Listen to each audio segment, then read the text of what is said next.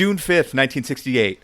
Robert Kennedy is assassinated by Sirhan Sirhan, passing Kennedy leadership on to brother Teddy, the Jim Belushi of Hyannisport.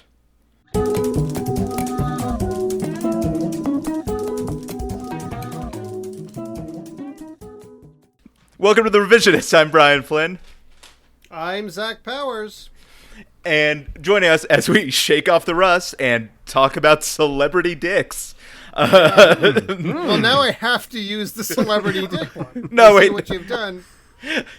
No, I mean, we could just be talking about celebrity dicks off air. Yeah, I mean, I do that on my own time. Yeah, Sure. That's recreational, baby. Please welcome Daniel Daughhetee to the show with the least softball of introductions I could manage. Now, Daniel, are you rocking, what do you think, a Keanu? A Jesse Plemons? What's your celebrity dick doppelganger? Look, I would say I'm probably swinging somewhere around Groucho Marx territory. Ooh, that's a classic. Yeah. Oh yeah. That's that vaudeville shit I'm smoking. Hey, Yeah, coincidentally, I am a Zeppo. So that's... Groucho famously said, I'd like to have a dick, but I don't want a dick that would be my member. I'm trying to... I once shot an elephant in there. my pajamas. It was my own penis. Yeah. I have to go to the hospital. I think we're close, guys. We just workshop it a little bit. I think we're close. Yeah. We've got the seed of an idea here. Sure, great. We'll come back. We'll revisit this at the end of the show. See if we've developed any new leads. Yeah. Sorry, one sec. The door is open. Sorry. Yeah, listeners, we're back. We've been gone for a very long time, longer than I anticipated in many ways. Last time we recorded, I think Biden was president last time we recorded, Yes. but I'm not. He was. Okay, good. Yeah. But I'm not 100% sure. It's been a long time. I envisioned some sort of, like, it feels like the transition between what was and what is would have been so much bigger. It would have been like coming out of the cave in Zardoz. Something. But no, we're glad to be back. Just so everyone knows, the reason we were gone so long is my daughter Kathleen was born, and things happened earlier than we anticipated. We were hoping to like bank a few episodes, and then I'd take a couple weeks off. We'd come back, and then by the time I took my actual leave, we'd be sort of in a rhythm. And that did not happen. And she's already making her first guest appearance Yeah. on the show. First of many. But yeah, in spite of some complications, I can say as somebody who has had the joy of meeting a little cat that, in spite of the complications, like, she's cute and adorable, and everything seems to be going pretty good. Yeah, she's doing great. Just had surgery and is really, really improving quickly. So, yeah, but very glad to be back. Very glad to be doing something that feels normal, even if it's talking about celebrity dicks. Well, that's guys. I'm glad that you brought me on because I'm the most normal guy you'll ever meet. Love talking about celebrity dicks. Love, digging up skeletons of 20th century icons of fashion. I just, two of the most normal things a 38-year-old father could be into. So Hey, I'm Yeah. all This I'm all episode about it. is of course going to be about that picture of John Hamm's dick swinging in his shorts. The real history, the alternate history, all of that. Wait, is that a real picture? Oh, for sure it is, yeah. Do I just Google John Hamm dick? I mean, I don't know, man. Like, probably. I don't know the instructions. Okay, there's not like it's not a scavenger hunt, is what you're Yeah, I saying. don't really- like. it's one of those things that, you know, when you're meant to see it, you'll see it. It'll your lives will intersect, and you know, it's a little bit of the hour, cometh the man. Precisely, it's some serendipity stuff. You'll see it. Where fate has a sense of humor, or whatever. I strongly suspect that if you Google John Hamm's dick, it will come up. Okay, good to know. He loves it when people Google his dick; it comes right up. Yeah. Oh, God damn it. But yeah, listeners, we're picking up where we left off with our miniseries on spies. Spies, yeah. Last time we talked about, last new episode, we talked about the Rosenbergs with Danny Ramos. Sure. And it was back in fucking February. I can't remember which one won. Danny Ramos had an alternate history where we were discussing it. They became they kind of got Operation Paperclipped into operatives for the U.S. government, and then eventually took a dark turn where they, I don't know, were into QAnon or something. It was very strange. Or they were Q, I think. They might have been Q. I'm trying to. Again, can't remember. But again, 4 months, baby, all that other stuff. Things are about to get a lot more loosey-goosey around these parts. That's all I'm saying. I guess also before we go on, and speaking of that episode, you may notice in your podcast feed, I posted about the GoFundMe for Danny Ramos, our friend, most recent guest, who is, as far as I know, still in critical condition following a hit and run. I'm going to include, not to like get into it more here when we've been talking about celebrity dicks, and I'm going to just include that URL in the notes for this episode, so you can just go and send him some money for his recovery. He's a great guy, and he didn't deserve what happened to him, and he doesn't deserve to live in a nightmare society where you need a GoFundMe for medical expenses. Yeah. So, Yeah, for real. Yeah. 100%. But speaking of nightmares, we're talking about kind of a human nightmare a little bit. Coco Chanel. Yes, indeed. And I know what you're thinking, some listeners. Coco Chanel. This is the miniseries on spies, not like fashion designers. Well, what's the deal there? Kind of a secret up until about maybe 9 years ago. Yeah. Yeah. Sorry. Or at least a little bit of an open secret, because as I recall, there's going to be like a big, in the early 70s, there's going to be like a big celebration of Chanel's kind of legacy, and some interesting documents happened to get declassified that made the French government kind of feel a little, take some second thoughts.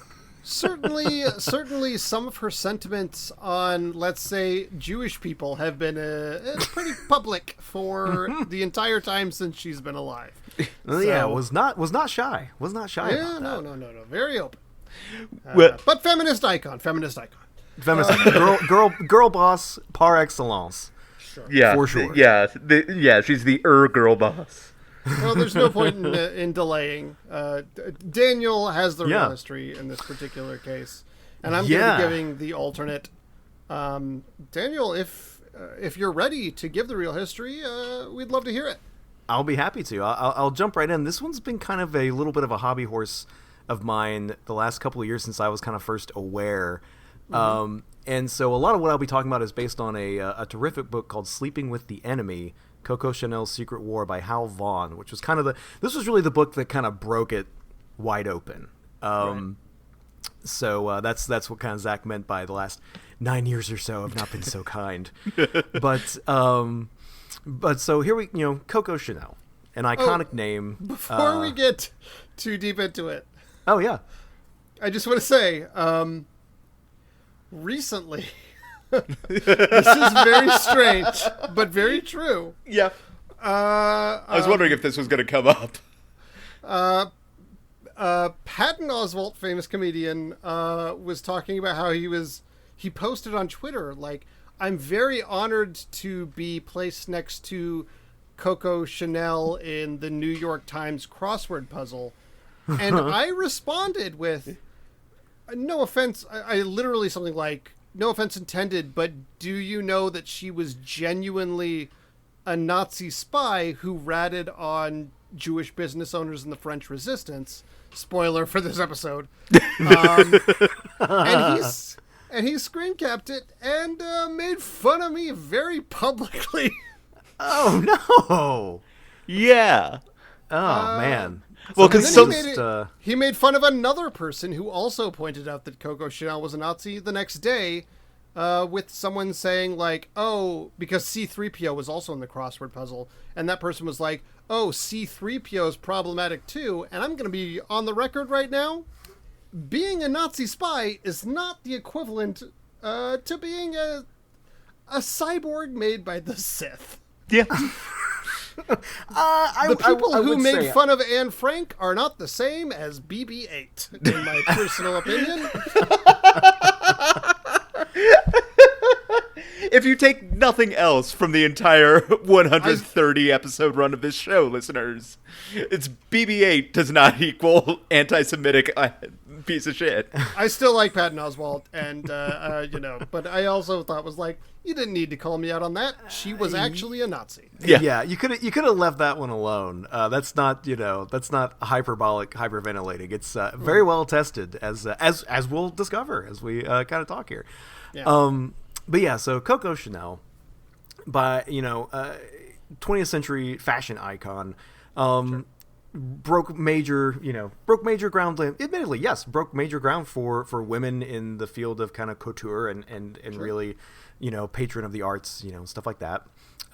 She was a very well-known, very famous person, very well connected. She was, in fact, personal friends with Winston Churchill, which will come up later, because she had an affair with Winston Churchill's good friend, the Duke of Winchester, in the 1920s, I believe. 20s and 30s. The Duke of Winchester, a very not horrible person, I'm sure. Yeah. Right. Well, when it comes to British aristocracy in the 1920s and 30s, they were really pretty chill about the whole Nazi thing happening. I mean, you didn't see a lot of active conspiring or say members of the royal family being happy to meet Hitler, stuff like that. No. They didn't. The Duke of Winchester would never be the kind of person who, for instance, had a dog that was literally named Jew. That wouldn't. Nothing like that. No, it doesn't seem like that. I mean, this is British aristocracy we're talking about. The classiest people on the planet. Anyway, so part of how classy they were is they're rubbing elbows with Coco Chanel, Gabrielle as she was born, but known as Coco. So she had actually had like a long, full career by the time 1940 rolls around and France is invaded and swiftly defeated by Hitler's Nazi German forces, which was a very shocking turn of events for everyone involved. By this point, Chanel had created a kind of a sprawling empire, which was mostly based on the massive success of her perfume Chanel No. 5, which is very famous, and I'm sure you've all heard of. Mm-hmm. Now, this was first developed in the 1920s with with a exiled Russian aristocrat who went by the name Beau, who got to be friends with all those Russian aristocrats who got booted out with the Bolshevik Revolution. Sure. Ended up washing up in Paris and London, and Coco got friendly with one of them, and he was kind of a tinker with sense, and he had. Sorry, it's also just the way we tried to breeze past that one, which is a phrase I very much like. I'm trying to keep it breezy, But anyway, he had to come up with a series of senses, with one to select that would have her imprimatur, right? She was going to sort of lend her cultural cachet to a perfume and break into the perfume business, and so she picked the No. 5 that he had come up with. But the thing is, she didn't really have the her operation was it was a couture house, right? It was about it was sewing. It was like about sewing and clothing. It wasn't really set up for making perfume. So sorry, dumb question. There wasn't 1 through 4. There were a number of scents that this person did. Okay. Yeah. Okay. It was basically she was sort of had a selection to choose Got from. it. She went with number 5, and then also was like, no, don't bother changing the name. We're not going to give it a brand name. It's just going to be number 5. Definitely, and this is like a guy she's involved with. Like, this is a pretty recurrent. She was genuinely quite poor and I think orphaned or at least abandoned at a fairly young age. She was raised in her mother died and her father sent her to a convent to be raised by nuns. Yeah. This was and she glamorized her childhood, i.e. she lied about it and said she grew up rich. And the way she made, even before she met this guy, like, she was with a number of men, mostly married men, who would give her a great deal of money to start her businesses. And that's kind of how it's kind of a complicated, self-made woman, technically, but also, like, through the means of adultery and right. And, Her big break was becoming a rich guy's side piece, which, what are you going to do? It's 1908 or what have you. Yeah, that is the other side of that equation. Right. Exactly. I mean, exactly. So, but this is in the 1920s. She's there's going to be this perfume that's going to be like, it's going to have the Chanel brand name. It's going to be associated with the kind of, youth and stylishness and flapperdom, basically, was what they were going for. This kind of almost sort of androgynous, liberated woman aesthetic. And this was going to be the perfume for that era. But in order to really take advantage of, kind of capturing lightning in a bottle, so to speak, with the classic Chanel No. 5 perfume bottle, a masterpiece of Art Deco design, she partners with a couple of Alsatian Jews. They had been Alsatian Jewish fellows. Alsace is a region which had before the First World War had been French territory conquered by the Prussian Empire in the 1870s, and it's one of those many places between France and Germany that's traded places a lot in history. But anyway, she got hooked up with the Wertheimer brothers, Pierre and Paul Wertheimer, who were ready and willing to make the deal to actually produce the perfume. Right? She had the formula, she had the brand name, but she wasn't able to actually produce it. So she signs a deal with these guys to actually produce No. 5. And they create La Parfume Chanel LLC, basically. They create this company to make it and distribute it. And it's an enormous hit, and she's basically off to the races, like making vast amounts of money, and really kind of loses interest in the whole like couture and perfume thing because she has all this money just flowing into her. So she basically becomes like a bon vivant, patron of the arts, hangs around with Igor Stravinsky, has like a little affair with him. So that's kind of her... Yeah, like literally... at this point in her life, you might be getting this, but like, she, Coco, the name Coco, there's rumors that she has that name because she has the best cocaine parties. And yes. It's also apparently from this point until she dies, like, she has a morphine habit where she'll just like fucking in public jab herself with a little bit of morphine every day. Yeah. Yeah, it was very much the listeners at home, like, don't think that drug-addled dissolution was purely a 60s and 70s thing. It's, it's been going on for a while. Time. It was right. But that was one of the most fascinating things about learning this story for me is like the recent revelations over the past 10 years have sullied her name in a big way. But even before that, like, this is not a very kid-friendly story of it's success. Really not. Like, I don't know why there's really, so really many not. kids' books about how Coco Chanel is like a feminist icon when there's so much drugs and sex and... Right. I just love how Coco is a drug nickname from that era where it's like... Like if she was born today, she'd be like Spider Chanel or something. Sure.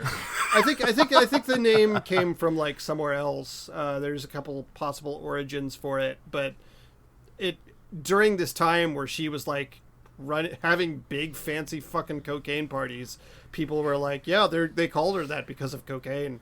Well, have you ever been to a non-fancy cocaine party? Yeah. A non-fancy. It's the Pits. But right. But in the midst of all these, cocaine parties she was throwing, she ended up getting mixed up in what we might call kind of the broad anti-communist scene of the 1930s, with her connections to aristocracy. She was terrified by a strike wave that hit France in 1936, which included her shop girls. Sure. She was absolutely mortified and terrified that it was all, the Bolsheviks were coming because her seamstresses struck to have like a vacation day, which she refused to give until it was signed, until there was national legislation to end the strike wave saying, hey, all you businesses, you have to do this. So she was kind of wrapped up in kind of the broader paranoia over Bolshevism, and especially Judeo-Bolshevism. Feminist icon Coco Chanel against equal pay and vacation days for women. That's right. Feminist icon! It's also wow,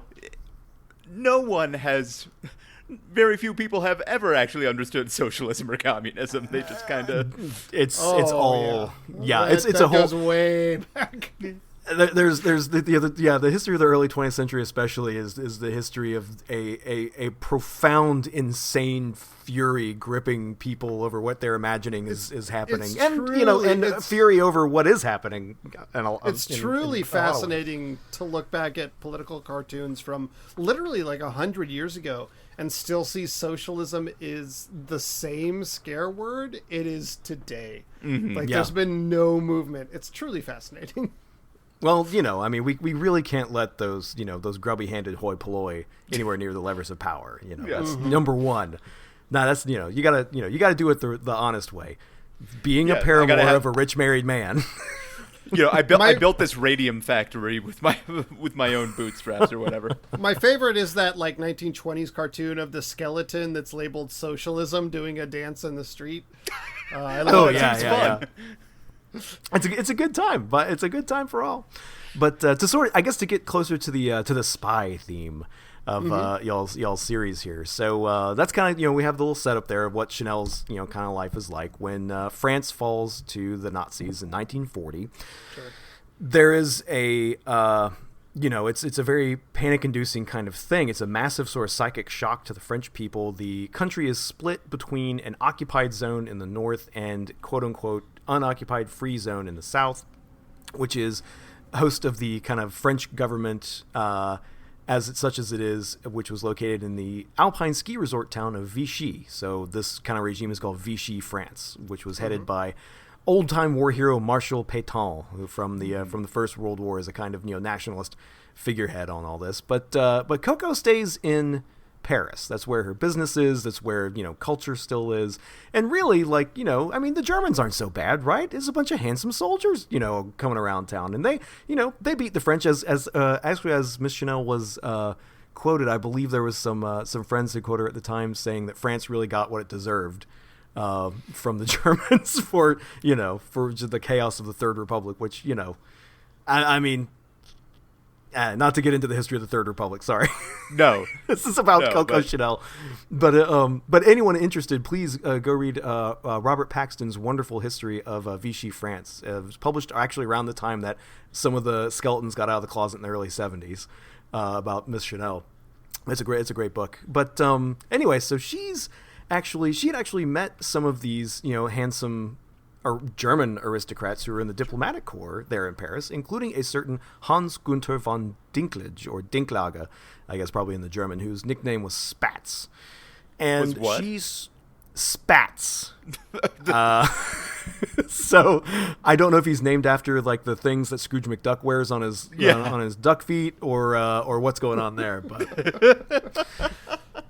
So he was a good friend of, which one was it? Himmler? Was Himmler? That's right. Well, the thing about Spats is that he was a fully paid up agent of the Abwehr, which was the German intelligence agency.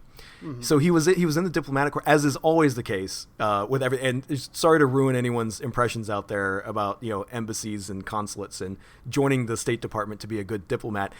Every diplomat everywhere is also a spook. So it's worth noting that I mentioned Coco Chanel, she had all these liaisons with very rich men who funded her various activities.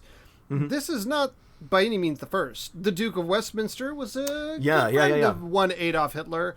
And there was a guy named Paul E. Beer or something like that who created had a weekly publication called like the it's called The Witness in English. I can't remember what the French word is. Oh yeah, but it was the big like right-wing newspaper. Right. There was a lot of neo-nationalist, anti-Semitic shit in there, and little Coco was the model for a lot of the anti-Semitic cartoons where women were featured. Yeah.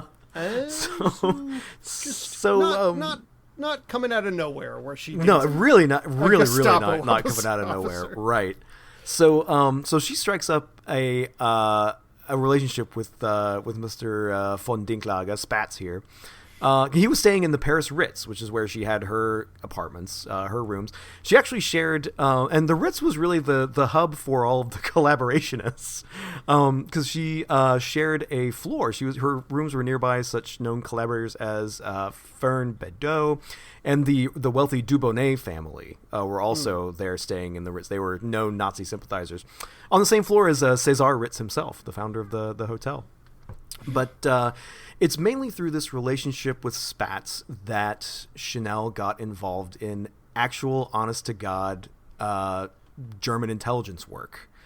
There are a couple of kind of major... Oh, and I should say as kind of a side note, and I'll come back to it, but in the midst of all this, of course, Coco Chanel's fortune comes from the production of number 5, which was being produced by a Jewish-owned business with the Wertheimer brothers. They see the handwriting on the wall pretty early. They actually bug out of France before the invasion of France even happens. But Pierre Wertheimer, suspicious of what Coco's going to try to do, entrusts the La Parfum Chanel business to his friend and associate, a certain Félix Amiot, who was a businessman involved in companies that manufactured aircraft.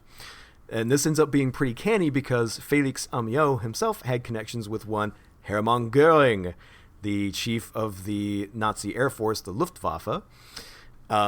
So he would actually have some contacts with Göring about manufacturing airplanes for the Nazis during the occupation here. But we'll Daniel, come. I also want to say this is a rarity in revisionist history, where we have someone on the show who can actually pronounce names that are not super Anglo. When we did Russian history, it was a shit show. Oh, that would be... I would sound awful. I bring with me the experience of a couple of years of high school and college German, of which I remember nothing except proper pronunciation. Yeah. I can make my way a little bit around French. So but as the owner of a very non-Anglo orthography friendly last name, I feel like I kind of owe it to everybody to give it a shot. Sure. Sure. Yeah. So anyway. So the actual manufacturers of Chanel No. 5 actually bug out to the USA via Brazil. So Pierre Wertheimer gets set up and actually sends his own secret agent, a private secret agent, through Spain into France to steal the formula for number 5 to get it to America. So that he sets up manufacturing number 5 in the United States, infuriating Coco Chanel. And if I'm not mistaken, Coco Chanel truly did try to snipe the business, even though she didn't have a majority share. She tried to steal the business out from under them using her Nazi connections. That's right, and using Nazi what were called Aryanization laws. So under Nazi Germany and under areas under Nazi occupation, there was a deliberate dispossession of Jewish people in favor of handing their assets and businesses and property over to basically non-Jewish people, Aryans, in the twisted and stupid racial schema of Nazi ideology. So that was actually this was very canny of Pierre Wertheimer to actually put the business under the control of an Aryan, Félix Amiot, because this actually stymied Chanel's attempts to steal this Jewish family's business that had made her rich. Yeah. they had made each other rich, but she felt like she got a raw deal out of it. Like her cut wasn't big enough, so she was gonna, finally show that uppity Jew what's what. And her role in this business, by the way, was she had a series of popular stores, and she lent her name to it. She did basically nothing else. Basically it's nothing Trump other steaks than is what it is. Yeah. She picked a scent out of a lineup and put her name on it so that they could kind of cash in on her that name's association with vivacious youth and fashionability. Mm-hmm. It was not really. I mean, her name had a lot to do with how it sold, to be sure, but I mean, it's really like she did not. It's not like she was pouring over the Erlenmeyer flasks in the lab, making this thing, or even like working on the line, or even managing accounting, the line. None of it. Yeah. None of it. But she did try to have that seized under these Nazi Aryanization laws. But because Felix Amiot was not Jewish and had a good working relationship with Goering because he was a bit of a collaborator himself, she got stymied, much to her frustration. But she was not done, of course, trying to leverage Nazi connections or anything like that, or kind of act in accordance with these Nazi connections. Because there was a bit of a mysterious trip in 1941 where she traveled to Spain, to Franco's Spain, which, although Franco was a far right-wing authoritarian dictator, was staying out of the Second World War. He was not joining in with the Axis or anything like that. He sort of, which makes sense after the total devastation on the nation of Spain that he unleashed by launching the Spanish Civil War to depose the legitimately elected socialist government of Spain.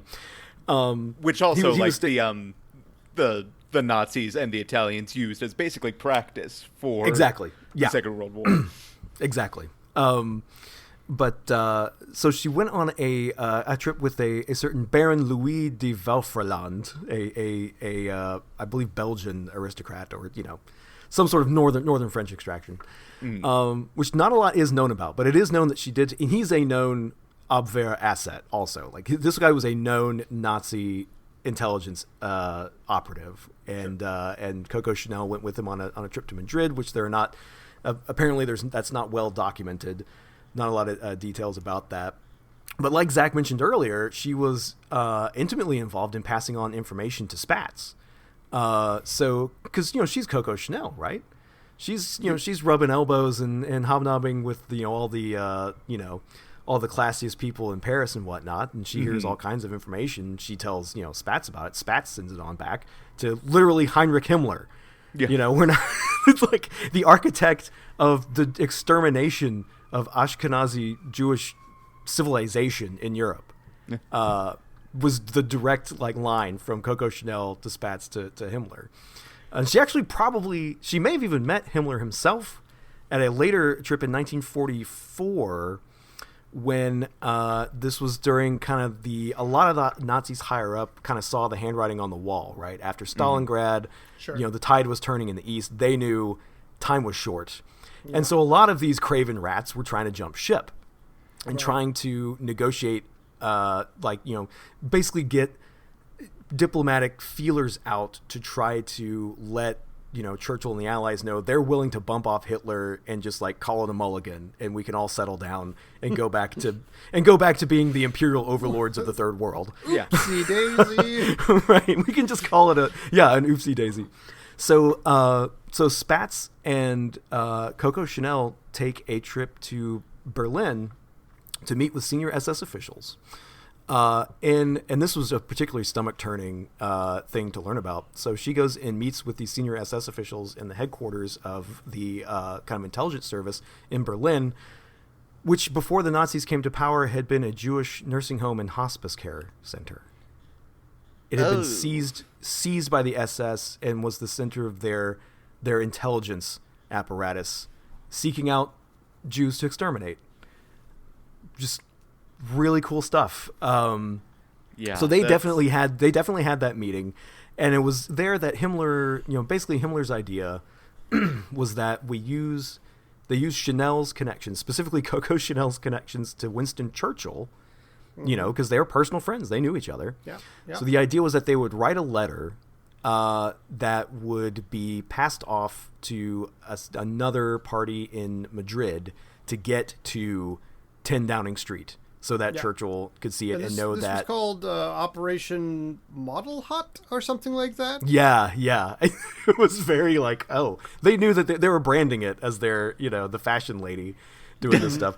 But in an unforeseen turn of events, they time all this out. They get to Madrid in 1944 to like pass this letter off to like get it to Winston Churchill, in time for this plan to go off.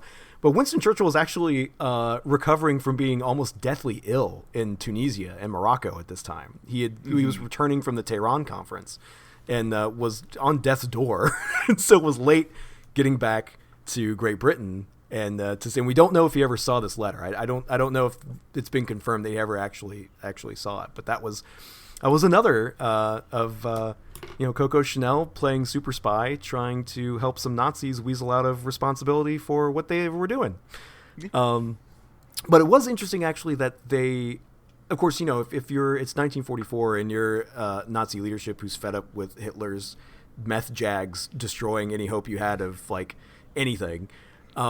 Then you were going to be caught up in the famous officers' conspiracy to assassinate Hitler. I don't know if our listeners will probably remember the film Valkyrie starring Thomas Cruise about this. Please, Thomas Cruise lives in Florida. Also, I'm just like I know they existed, but I'm just imagining the person who's mad at Hitler for being on meth. And that's the thing they're mad at Hitler Well, they were mostly mad about how he had completely fucked the war. Yeah. And we're like, you cracked out idiot. It's just like, it's impossible to have a conversation with him. Really, Hitler, don't you think you could just ease up for a little bit? So, of course, famously, that officer's conspiracy to kill Hitler with a suitcase bomb. Famously on Hitler's tombstone is the phrase, right. Come on, Hitler, don't you think you could ease up a little bit? I believe his official epitaph. That was right. That's how people want to remember him in their time with him. So anyway, that officer's conspiracy does not actually succeed, right? There was a suitcase bomb where one charge went off and injured Hitler, but the second charge didn't go off to finish the job.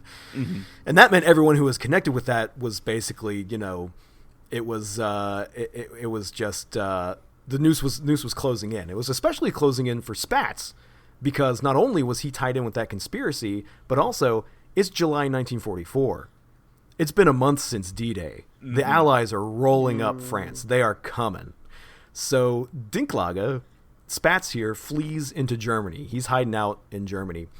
This is also around the time that Free French guerrillas and communist partisans who had been sabotaging, Nazi occupation stuff throughout the whole war, the La Résistance, the Free French parties and communist guerrillas launch a street war in Paris ahead of the arrival of these Allied forces. They sort of get the ball rolling on forcing the Germans out with these vicious street battles. And so Chanel, again seeing handwriting on the wall, flees, because there are already news reports of like, once a town is like liberated, right? It is mass kind of people's justice against collaborators. Mm-hmm. There was a lot of public shaming of women who were known to have had relationships with, Nazi soldiers. They would have their heads shaved or even be like branded with a swastika. It was bad news. Inglorious bastard style. Right. It was bad news to be a known collabo. And be taken in by the Free French or the communists. Yeah, that's what they called guerrillas. it on Happy Endings, I think. And to be fair, in fairness, this sort of French purge had a lot of problems. Like a lot of these women were they were involved with Nazis out of desperation for food, or in some cases there were women who were punished who were raped by Nazis. Right. It was an extreme overreaction. Yeah. It was really a horrible kind of outpouring of the kind of rage that comes from years worth of humiliations. Sure. Being heaped upon people, and it's bad news all around. So rightly, Chanel kind of fucks off too. She fucks off out of Paris. She tries to find a hidey hole in rural France, but actually gets scooped up by some Free French and gets arrested. But she's actually released. You said rural France, right? Yes. I thought you said Little France for a second. I was like, wait, what the fuck is this a there's, theme park? there's Le Grand France and Le Petit France. It's 2 regions, Well, we have a place in Colorado called Tiny Town, and that's what I was picturing. Yeah, but Tiny Town is literally a tiny town that children can go see. Yeah, It's like 1/16 the size of a normal city. Oh man, we have one of those in Alabama, except it's a bizarre giant model of Jerusalem built by of course it is a Catholic convent. It's very strange. Well, it's very strange because it's all very Catholic, which is again strange in Alabama. But we have a few. We're actually headquarters of the Eternal Word television network, the Catholic cable channel. Is actually a stone's throw, maybe a mile or two as the crow flies from where I work. Anyway. So that's some fun Alabama knowledge for y'all. So anyway, kind of, the jig is up. Chanel was captured, but she was released after a short interrogation, probably on the personal intervention of Churchill, via his ambassador to de Gaulle's, new government. Like Charles de Gaulle was the leader of what was called the Free French. That was the French military that did not surrender or go over to Pétain's Vichy French regime. So Charles de Gaulle is back in town. He's setting up his new government. Churchill has a personal friend as an ambassador to that government. It's pretty likely that he basically whispered a word like, "Hey, maybe cut Coco some slack." So she, apparently within hours of her release from the custody of the Free French, she has packed up her stuff and fucked off to Lausanne, Switzerland, where she would remain for about 10 years. She would not, her whole involvement in all this was really hushed up. It was not, she did go back to France in 1949 to testify in some trials, basically some trials on collaboration and espionage. But the judges didn't really pry into her stuff. It was all kind of swept under the rug, which sort of left her, she sort of stayed bugged out in Switzerland, except for occasional trips to go buy drugs. As Zach mentioned earlier, she was, a known burnout. But she did make what was called her triumphant return, right? She was going to reopen her couturier shop. It was going to be Chanel's big return. And one of the most fascinating angles in all of this is that big, grand reopening of Chanel as a brand, right, was all funded by Pierre Wertheimer, the Jewish businessman who she tried to fuck over using Nazi Aryanization laws, because Wertheimer knew what side his bread was buttered on, right? He's the guy who owns he's the guy who owns Chanel No. 5. Yeah? The biggest selling perfume in the world. That's what made his bank. That's what made his fortune. If Coco's reputation were to be tarnished with the things that he knew about her, then, No. 5 might suffer. And that's his piggy bank. Sure. So it's really fascinating. I also read that later in her life, as part of a gambit to cover up all this dirt, this Schallenberger guy, this SS fella who spent some time in prison, she paid for his lodging and medical bills for the remainder of his life. Yeah, so that he kept quiet. That's right. He did not mention. Yeah, that's right. It was Schoenberger or whoever he said that was her contact at that office in Berlin for the 1944 spy trip to Madrid. That was kind of the guy that she was talking with the most. Yeah. She was basically like, "Here you go, buddy. I'll take care of you the rest of your life. You just keep my name out of your mouth." So, which should have been enough. I guess, maybe it was secret enough, but that should have been enough to raise any kind of suspicion. But yeah, so, Chanel is the name remained relatively untarnished until it was the early 70s when there was going to be this big celebration, but there was enough a skeletal toe had peeked out from under the door of the closet, which kind of put a damper on it.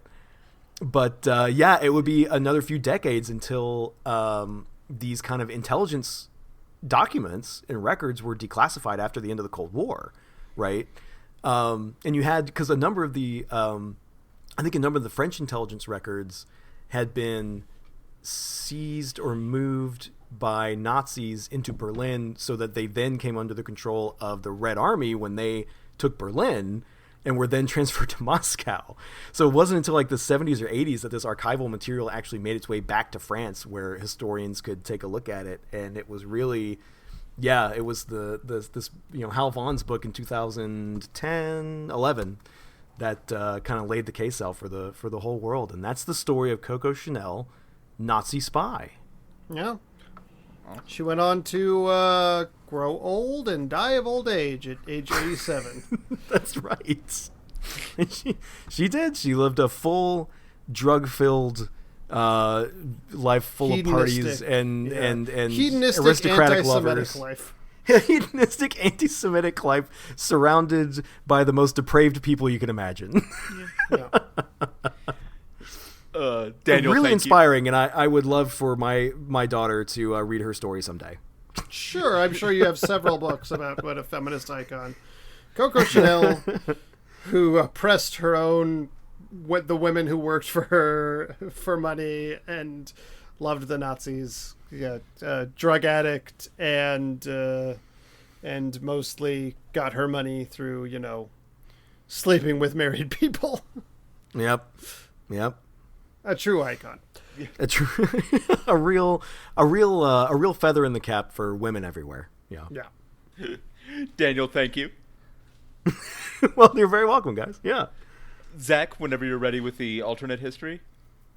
Oh, of course. So Daniel had some accurate and some inaccurate information in his story.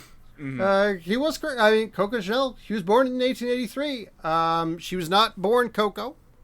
Mm-hmm. She was... She was born Smack, or wait, what's other angel dust? There we go. She was born Esco. Okay. But when she was 12 years old, like in Daniel's story, like in real life, her mother died when she was 12. The circumstances are different. What actually happened was a bunch of Antifa members threw her off a balcony. So that's how Coco Chanel actually lost her mother. Antifa did it. And she knew that the only way to progress in this life after that horrifying loss was to be a real girl boss. And so she started interning for a fashion designer who was sociopathic and demanding. She was a fashionista. You could think, sort of a Meryl Streep in The Devil Wears Prada kind of thing. Maybe Emma Thompson could play the part. And she had an understanding associate, sort of in the Stanley Tucci or Mark Strong mold, who kind of guided her. Hey, I love anything in a Stanley Tucci mold. Yeah, exactly. Me too. Yeah, for sure. I watched all of Stanley Tucci Tours Italy because how could you not?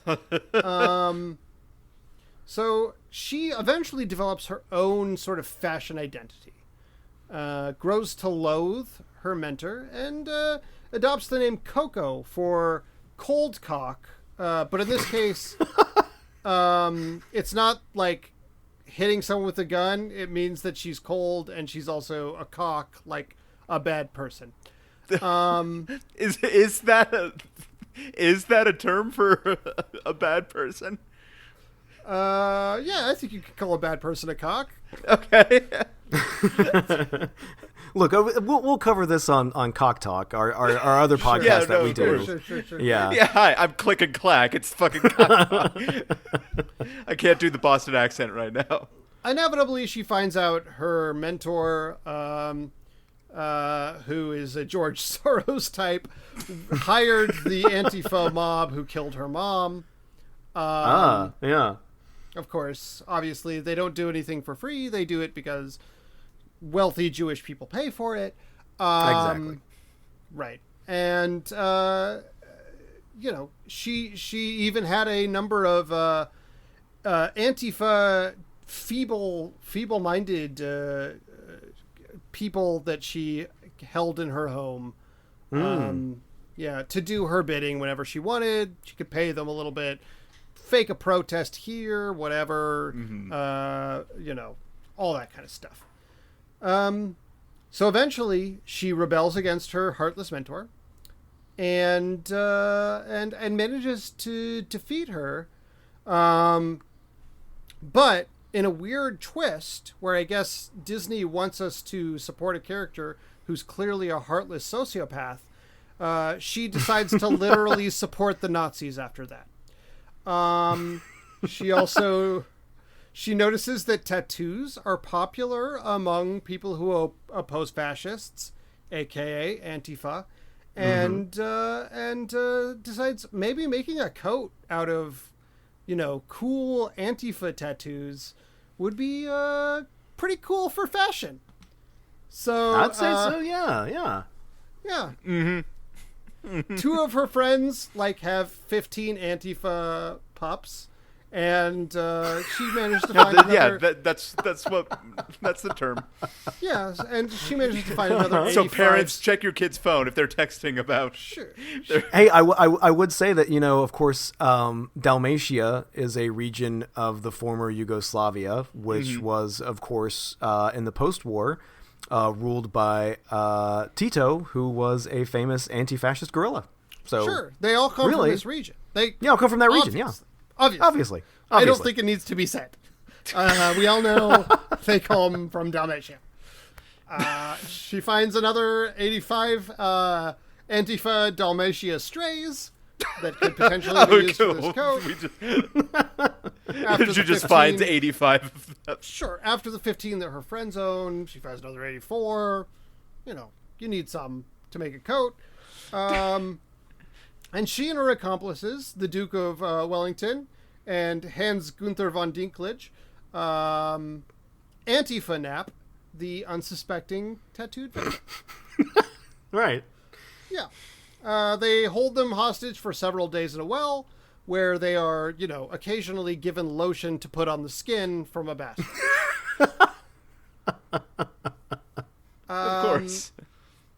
So eventually, obviously, 99 kidnapped Antifa. It's going to hit the news. And the response is muted because most people assume that Antifa probably murdered Jean-Benet Ramsey. In spite of a lack of evidence to verify this, it's just assumed that if there's a crime, they probably did do that. Sure. Yeah, it's only fair. Yeah. So she does actually manage to make her coat out of human skin. A fitting metaphor for her actual collaboration with the most abhorrent people who ever lived. And she is heavily rewarded for doing so to this very day. She gets fawning feminist icon children's books next to Harriet Tubman or suffragettes or political groundbreakers, Sonia Sotomayor or... she's up there with Rosa Parks, I would say. Rosa Parks, yeah, exactly. She does get this treatment, people. I want to stress this. It's real weird, yeah. I work in a library. That's my day job when I'm not talking about celebrity dicks. And though hit that Patreon, we could turn that into a career. Yeah. So a lot of kids' books pass through my hands, and I kind of, mostly I'm just, checking them in, whatever. But it does sort of give me okay, what's out there being published and all that kind of stuff. And there is a lot of material which is directed at, and I think it comes from a good place of, directed toward young girls to present stories of women who challenged oppressive structures, who made great achievements that women were not thought capable of doing. I mean, there's a lot of, I think, good reasons behind this kind of material, and especially this kind of material for kids. Yeah. Totally. But Coco Chanel is always in there, and I don't know why. It's really just, she's a recognizable name, and I know that it really was like a kind of, she was kind of a breakthrough in the sense of the sort of couture, that it was very, even though it was, of course, a very feminine oriented industry, it was still very, male controlled. And so I can see that angle in there, but man, even in the most charitable reading of her life, I get the sense that she's thrown in there because fashion. She's famous because of fashion, and fashion is a girly thing. Yep. Yeah. Quote unquote girly thing. Even before Right? this happened, she was pretty fucking openly anti-Semitic. Even before we knew Yeah. about the Nazi spying, and there was And a even lot of before we knew sex, about and there was a lot the of drugs, and it doesn't even- seem great. Yeah, even before we knew about the human skin coat, which is what actually happened. But yeah, let me finish, if I may finish. Yeah, obviously, she's obviously put up in great feminist book series among, Rosa Parks and Shirley Chisholm and Sophie Scholl and Harriet Tubman, people like that, with her classic children's feminist book Coco, and her coat made out of the skin of humans she actively helped to murder. That's the name of her children's book about what a feminist icon she is. So that's the true story of Coco Chanel. Fascinating, Zach. Thank you. Yeah. Yeah, thank you. It's sort of a riff on Joseph and the Amazing Technicolor Dreamcoat, but this one's That's right. Yeah, I started picking up on some certain parallels there, and it's really, there's definitely Joseph in the Technicolor Dreamcoat. I detected a hint of Mr. Holland's Opus, really. sure. Yeah. There was also in her origin story, they included a gay character, but only to the degree that they could cut that gay character for the Chinese release. Exactly. I mean, really, it was really broke a lot of ground by being the 26th first gay character in a Disney movie. Yeah. Of course. Yeah, that was really cool. I assume this is Cruella. Cruella. Sorry. Yeah, Cruella. When I talked about how she stole 99 Antifa members to make a coat out of their skin. Yeah, no, that was indeed about Cruella de Vil.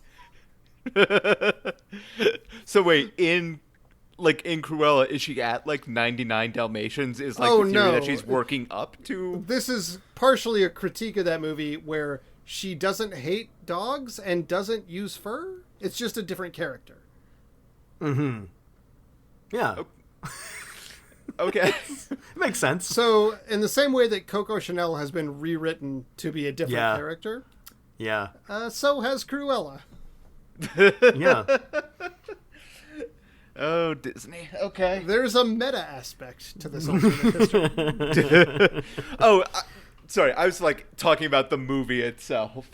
No worries. Yeah. Yeah. Also, sorry. I thought I heard Jen calling me. So, listeners, before we move on, I just want to remind you of all the places you can get in touch with us. Revisionistpodcast.com. Revisionists, sorry, plural. I kind of steamrolled right over that.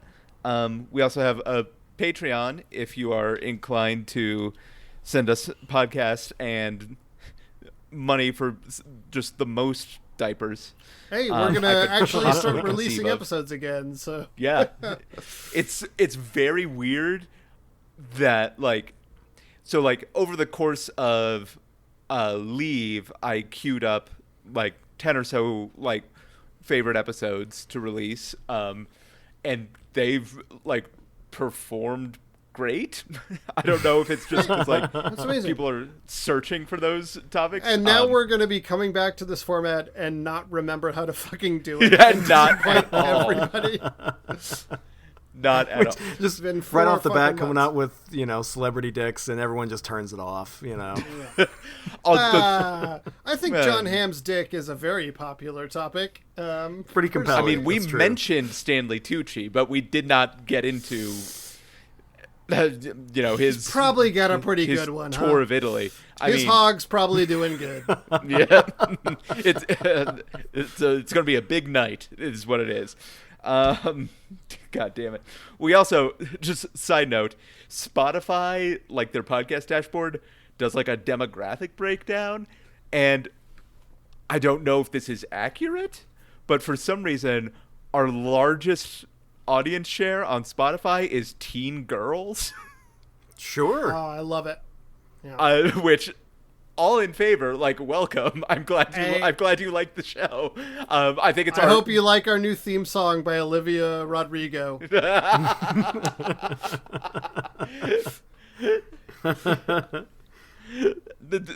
There's got to be something there.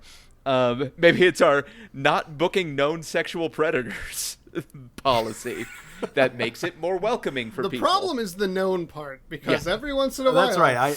Fellas, I'd just like to say thank you so much for helping clear my name by booking me on the show today. Yeah, right. We're good. Yeah, I'm going to say that statement. Someone's going to use it as like a fucking social media. It's like time to comb through. I'm fine. And I want to say, this is our first majority dad podcast. Oh wow! Yeah. Yeah. That's true. Yeah. And we've had one parent on any given episode of this show before. Yeah. Now we're majority. This is majority dad. I'm And representing that bachelor. Yeah. And people say there's a birth rate crisis. Look at this. I mean, there's a majority dad podcast out there.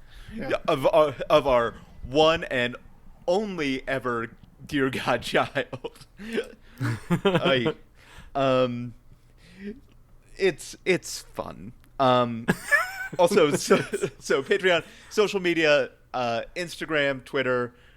We're on Facebook theoretically. I have not touched Facebook in a very long time. As you shouldn't. Mark Zuckerberg is a bad person. And... Well, let me say this: we are on Facebook. We're not doing shit on that Facebook, so I mean, we're there. I met my partner on Facebook, so I'm grateful for that. But also, it's a bad time. And yeah, I guess that brings us to plugs. Daniel, what do you want to tell our listeners about? Sure. Well, if you enjoyed all of the hog talk on today's episode, no, we don't get too much into it. I am the co-host of a podcast called The Cannonball. That's spelled CANON ball, which is a podcast project with myself, an interested layman, and an actual literature professor to read through Harold Bloom's list of the Western canon and just see if it's any good. But along the way,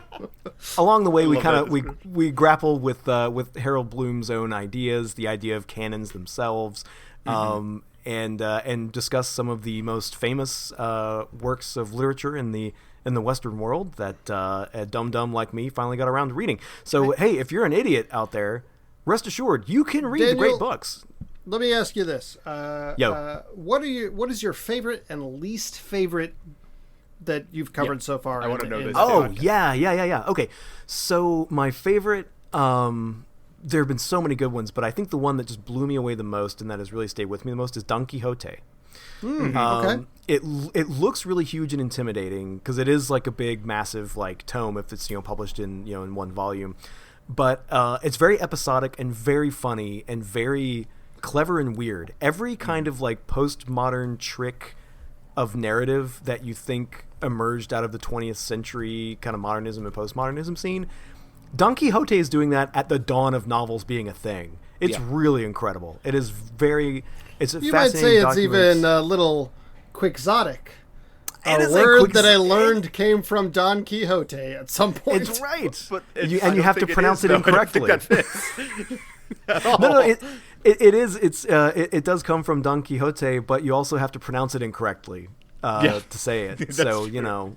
So I'm torn in using it because of that. But no, well, it's also like, I mean, I don't mean this to say like there's not stuff to analyze in it, because there definitely is, but it's like a surprisingly light book for like how big and old it is. And really for anyone kind of interested in imperial Spain or that kind of time period, it's a really fascinating kind of window into the cultural preoccupations and kind of archetypes at work at the time. My least favorite that I've read would have to be Rasselas, A Prince of Abyssinia by Samuel Johnson. It is, of course, famous, and it is dull as dishwater, and I did not care for it. And if my word to Samuel Johnson is, stick to writing the dictionary. Because that was actually the best. We read a few selections from Samuel Johnson, Rassless, and a few of his essays. He was one of the first bloggers, Samuel Johnson. He was literally writing like op-eds 3 times a week to like keep the kettle on. So he like published these pamphlets, and it's hilarious. So he's right about just any goddamn thing he was thinking about.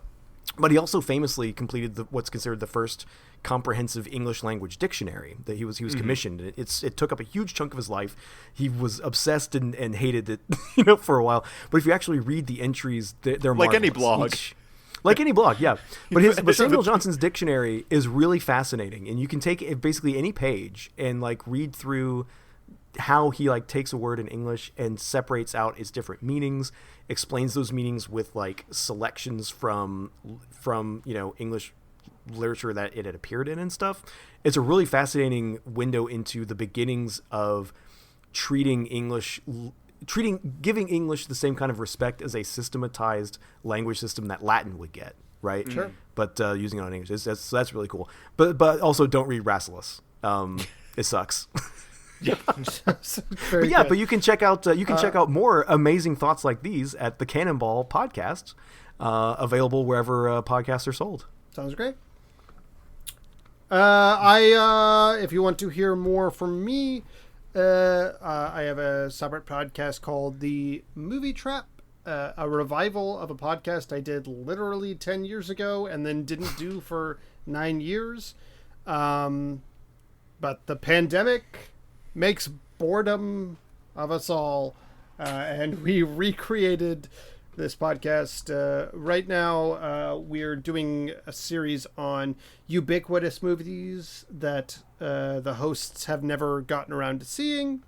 The next series is about failed franchise starters. So nice. We're covering the Dark Universe Mummy Ooh. attempted launch. Most recently, we recorded an episode about Howard the Duck, the first Marvel movie. That's right. yeah. It's technically accurate. So, that's where we're at with that. Feel free to tune in at the Movie Trap if you like this. Yeah. And listeners, as for me, even if stand-up comedy was really a thing that was happening much anymore, I haven't been doing it because other things. So, you know what? Actually, in addition to, again, the GoFundMe for Danny Ramos, I want to mention a group that, we had a lot of close friends during everything that was happening with our daughter, who offered to help, and we were very fortunate to be in a pretty secure position where we didn't actually need much, but that led us to a group called We Cycle, WEE Cycle, which gets supplies like diapers and wipes and formula to families experiencing homelessness and who are just not in a secure position. So I would like to mention them. I'm going to go ahead and say this particular week, if you want to support us, feel free to write us a review on Apple, Apple on the Apple page, Mm-hmm. 5 stars. You can write whatever you want. You can write whatever bullshit you want. Don't pay for our Patreon this week. Give it to Danny Ramos. Give it to the charity Brian just mentioned. We're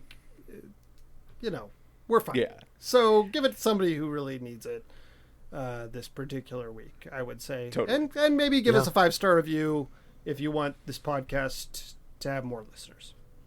Yeah. If you do give us a review, better. Yes. If you do give us a review in the next couple of weeks before our episode, we will come back to. We'll treat that as an IOU, basically. So we will come back. We'll be coming around the bend. But that brings us to the judgment phase. The phase of the show I've grown increasingly uncomfortable with since the conspiracy-fueled attempted insurrection of the United States. Who knew when we started this podcast, when Barack Obama was still president, that alternate versions of history would be so toxically deadly to the entire democracy of our country. I know. I mean, look, listeners, here's the thing. Oh, the real history happened. Please don't listen to us. Please don't base an entire movement on us, or anything we have to say. But I think, this is the other thing that makes me uncomfortable about judgment, is that it's hard sometimes, and I don't like hard things. That's also anyway. going on Cock Talk. Yeah, that's on the after hours. So, I think Daniel's history was well researched and had a lot of life and color. For sure. I thought it was a really strong one. Yeah. Yeah. In addition to the Sometimes people aforementioned show up on the correct show and they do the bare minimum, and I thought Daniel did a pretty good job. Yes, Hey, indeed. all right. Well, thank you, fellas. So I think, despite Zach's well put together alternate history, which I found delightful, bouncing between Cruella, which this is the only way I'm going to say it now, and As someone Silence who of the makes Lambs. yeah, that's the I'm Mr. Pronunciation, and I say it's pronounced Cruella. Which is, of course, also a dish made with rice, seafood, sausage cooked in a very large flat pan. It's also the name of the pan. Sure. I'm going to cast my vote for the actual history this time. But listeners, voting is, as you hear this, now open to Patreon subscribers. And be sure to check out our Instagram story the Wednesday, not immediately following this release, but the Wednesday after that, the 16th, I guess, is what we call it, for the final round of voting on that. Yeah. Daniel, thank you so much for being our first guest after quite a long hiatus with Brian's beautiful newborn baby. Yeah. Well, hey, I'm very happy to knock the rust off and take you a couple fellers for a ride to get you back in business. But it's really great though. Thanks for inviting me on, guys. Talk. Hi, how are we? Right, doing, and now everyone? we're back. I really appreciate the it, next guys. Today's 3 guest- hours of this podcast are going to be us talking about different male celebrities' cocks and which one we First like up, the best. F. Murray Abraham. Ooh, This is a John continuation Voight. John Voight is number 2. Oh, That's no. going to be a rough one.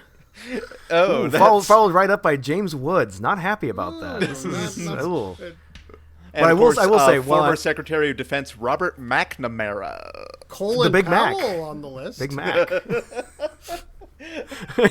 But thank you very much for having me on, guys. This was a lot of fun. It was really cool to talk a very strange phenomenon with you Yeah. fellers. And I hey, good luck and Godspeed keeping the show going after y'all's big return. Thank Well, you. I Thank you for think- joining us, too. I think that leaves us just with our classic sign-off. Brian, do you even remember what it is?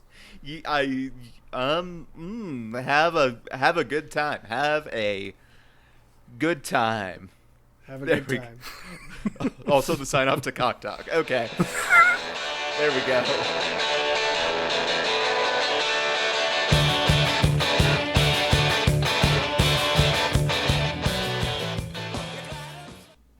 June 5th, 1817. Celebrations mark the first Great Lakes steamer, and boy, you do not want to look that one up. Okay, remember what I said about hospital? This one literally just says, June 5th, 1975, the Suez Canal reopens. Remember boat? June 5th, 1956. Elvis Presley debuts his new single, Hound Dog, on The Milton Berle Show. Audiences are scandalized by his suggestive hip swaying, but stay silent on the subject of Milton Berle's legendarily big dick.